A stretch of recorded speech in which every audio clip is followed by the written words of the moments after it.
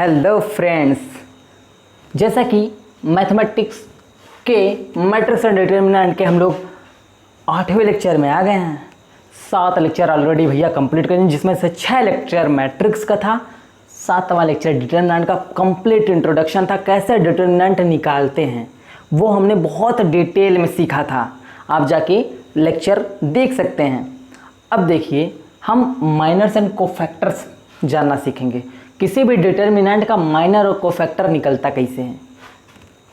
देखो ये सब निकलेगा ना मैट्रिक्स। पहले बात तो मैट्रिक्स का डिटरमिनेंट निकलता है, तो मैट्रिक्स का ये सब भी निकलेगा। मैट्रिक्स का जब डिटरमिनेंट निकलता है मैट्रिक्स का ये सब भी निकलेगा। तो देखते हैं ये सब का होता है काम।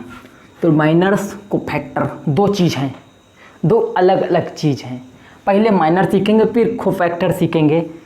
नोटेशन पहले देखेंगे दोनों का, फिर देखेंगे कैसे निकालते हैं माइनर्स और कोफैक्टर किसी मैट्रिक्स का। ठीक है, डिटरमिनेंट की सहायता से ही निकलेगा भैया, बहुत याद से ध्यान से। डिटरमिनेंट इसलिए पहले पढ़ाया ताकि ई पढ़ा सके, ई सब दिन ना देखना पड़े। डिटरमिनेंट बहुत सारी चीज़ों को सॉल्व कर देगा। Linear system of linear equation को सॉल्व करने में, एडजॉइंट मेथड से वो मैट्रिक्स का इन्वर्स निकालने में ये कोफैक्टर का बहुत बड़ा रोल है। बिना इस कोफैक्टर को निकाले ना, निकाल नहीं सकते हैं आप। ठीक है, कितना बड़े मैथमेटिशियन हम निकालेंगे, अपना नई थ्योरी डेवलप करेंगे। हाँ चलिए, तो बिना देर किए एकदम भन्नाट तरीके से, एकदम बढ़िया तरीके से अपने इस मैथ के माया जाल में शुरुआत करते हैं माइनर्स एंड कोफैक्टर का। तो सबसे पहले देखते हैं माइनर क्या होता है। माइनर, पहली बात तो माइनर कैपिटल M से डिनोट करते हैं। ठीक, पहले हम एक जनरल मैट्रिक्स लिख लेते हैं। A11, A12, A13, A21, A22, A23, A31, A32, A33। ये मान लो 3x3 ऑर्डर की एक मैट्रिक्स है। मैंने आपको बताया था कि हमेशा स्क्वायर मैट्रिक्स का ही डिटरमिनेंट निकलता है, तो हमेशा हम जब भी ले चलेंगे स्क्वायर मैट्रिक्स ही लेकर चलेंगे। ठीक है, ये बात आप ध्यान में रखिएगा। अब देखिए, जो माइनर होता है ना, वो हर एक एलिमेंट का निकलता है, यानी कि हर एक एलिमेंट का हम माइनर निकाल सकते हैं। देखिए, दो तरीका होता है। अगर इस स्पॉट का हमें माइनर निकालना है, इस स्पॉट का, तो कैसे हम डिनोट करेंगे?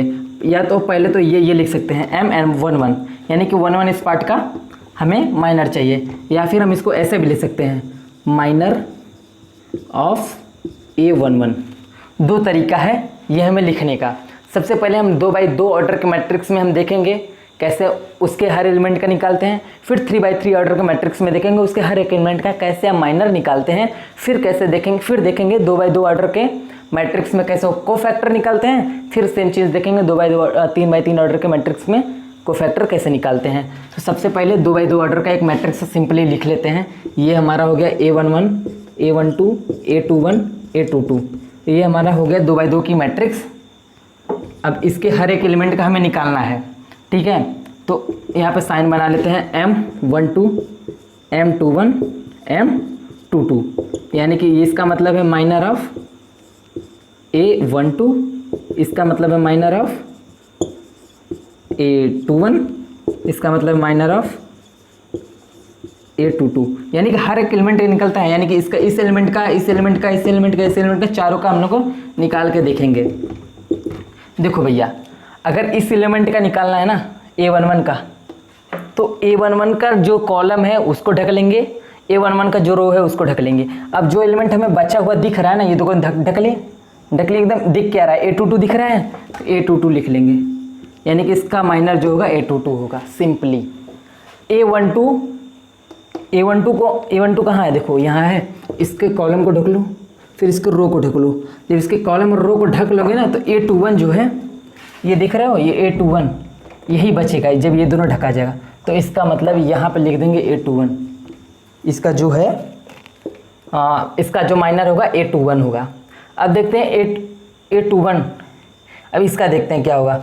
यानी इसका जो कॉलम है ये ढकेंगे, इसका जो रो है ये नीचे वाला, ये कॉलम रो ढक लेंगे, तो A21 आया, तो यहाँ पे A12 आया, A12 लिख लेंगे।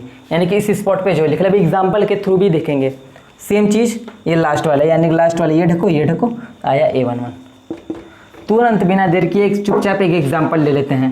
एग्जाम्पल के रूप में हम ले लेते हैं 1 2 3 1, अलग अलग एलिमेंट लेते हैं 4, ठीक है। यानी कि इस स्पॉट पर माइनर ऑफ 1, यहाँ पे A11 की जगह हम 1 लिख सकते हैं।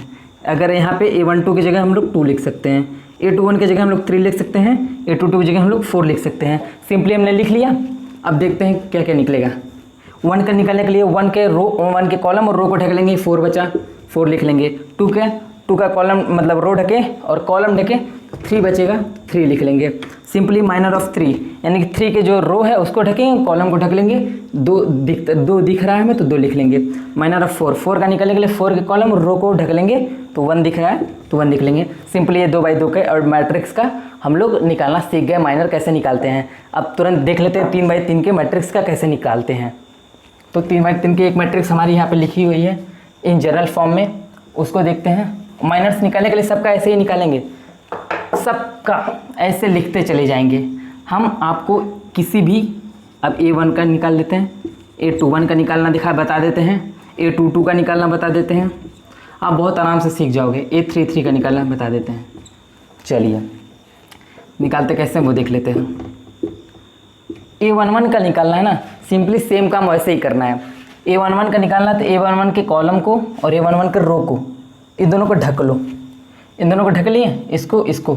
अब बचा क्या क्या, ये चारों एलिमेंट बचा है, यानी कि A22, A23, A32, A33, ये चारों बचे थे। जब इसके हम कॉलम और इसको रो को ढके थे तो ये चारों बचे थे। इन चारों का डिटर्मिनेंट निकाल लो, इन चारों का डिटर्मिनेंट निकाल लो, जो आएगा वही इसका माइनर होगा। सिंपली एग्जांपल से देखते हैं, निकालते हुए लिख के चलते हैं। चलिए 1 2 3 3 1 4 1 7 2। सिंपली एक स्क्वायर मैट्रिक्स ले लिए हैं, यानी कि हमें 1 का निकालना है। यानी कि 1 का जो ये कॉलम है उसको और 1 का रो जो ढक लेंगे उसको, यानी कि 1 4 7 2 हमारा बचा है, उसको लिख लेते हैं 1 4 7 2। अब इसका हम लोग इस मैट्रिक्स का डिटर्मिनेंट आराम से निकाल लेंगे, जैसे कि मैंने प्रीवियस लेक्चर में आपको बताया था। 1 का गुणा 2 में करेंगे, यानी कि 2 माइनस 7 चौक 28, यानी कि इसका जो आंसर आएगा -26 आएगा।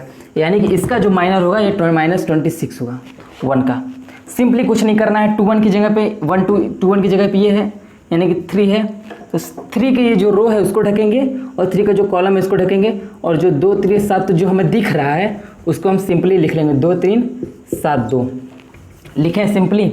अब इसका मैट्रिक्स इसका डिटर्मिनेंट निकालने तो 2 दूनी 4 माइनस 7 21, क्या आया, आ गया -17।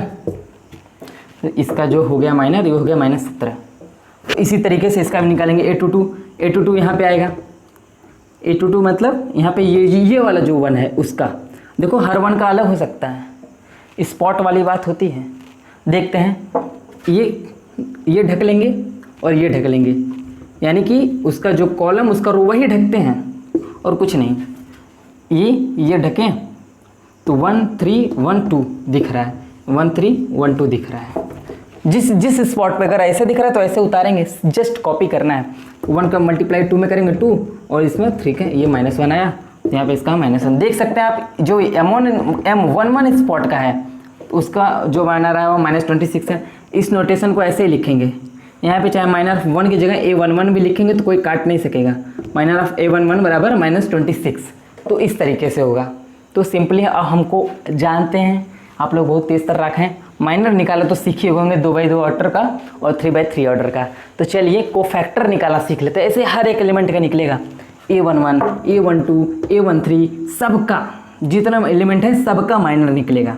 अब देखो कोफैक्टर क्या होते हैं, माइनर कैसे डिनोट करते हैं ये हम सीख चुके हैं सिंपली।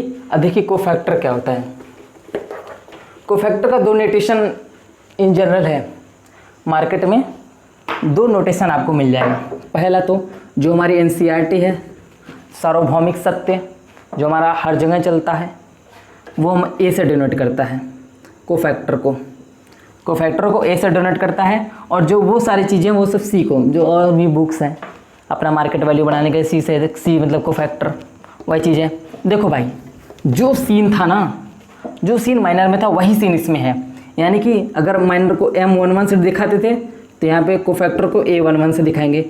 कोफैक्टर भी हर एक एलिमेंट का निकलता है। जैसे हम 2/2 ले लेते हैं, जैसे 2/2 की 1 2 3 5 ये मैट्रिक्स ले लिए। चलिए इसके हर एक एलिमेंट का कोफैक्टर निकाल के देखते हैं। कोफैक्टर निकालने का सीधा सीधा फार्मूला है, अगर A ऑफ IG है निकालने के लिए तो -1 के पावर I प्लस J करेंगे और इसका माइनर जो निकलेगा वो लिख देंगे IG। इसका मतलब समझ में आया? इसका मतलब सिंपली ये है, हम इस स्पॉट का निकाल के देखते हैं। A11 I की वैल्यू भी है, यानी कि पहला रो पहला कॉलम, पहला रो पहला कॉलम लिख लिए। -1 के पावर पहला रो पहला कॉलम यानी 1 1 2, ठीक। उसके बाद 1 1 2 हो गया और इसका माइनर निकाल देते हैं। 1 का माइनर क्या होगा, इसको ढकेंगे इसको ढकेंगे, 5 लिखा तो यहाँ पे 5 लिख देंगे।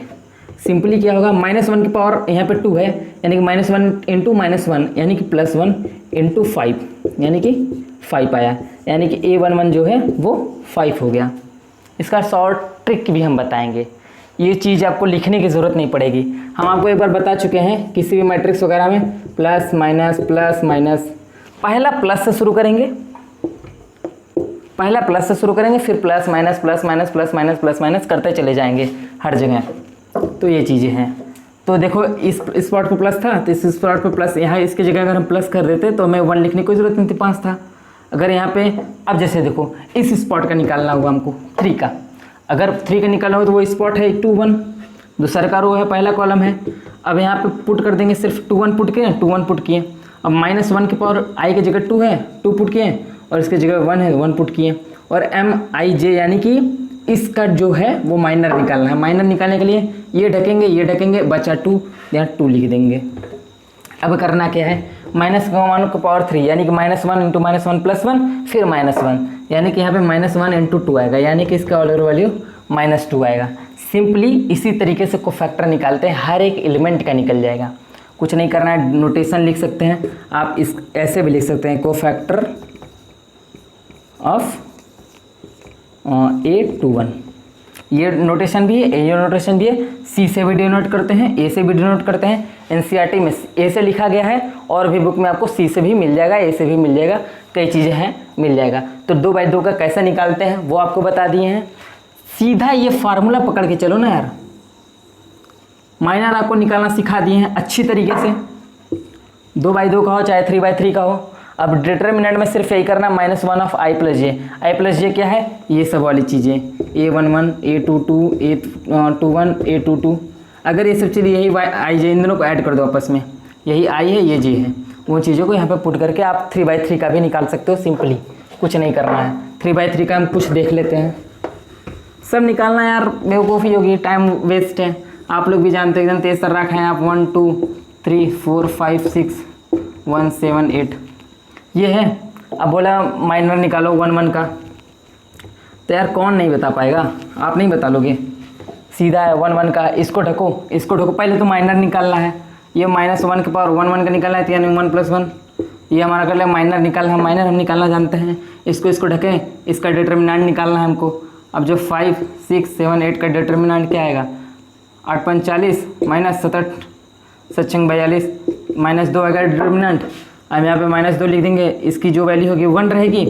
1 इंटू -2 कितना आएगा, -2 आएगा, यानी कि जो इसका कोफैक्टर निकल गया वो हमारा -2 निकल गया। ऐसे ही हर एक एलिमेंट का हम अपना कोफैक्टर निकाल सकते हैं। जैसे माइनर निकालना सिखा दिए, माइनर निकाल के आप यहाँ पे वैल्यू पुट करते चले जाओ, ये कोफैक्टर निकलता चला जाएगा। सिंपली माइनर कैसे निकालते हैं, कोफैक्टर कैसे निकालते हैं मैंने आपको बता दिया है। अब आप निकाल सकते हैं।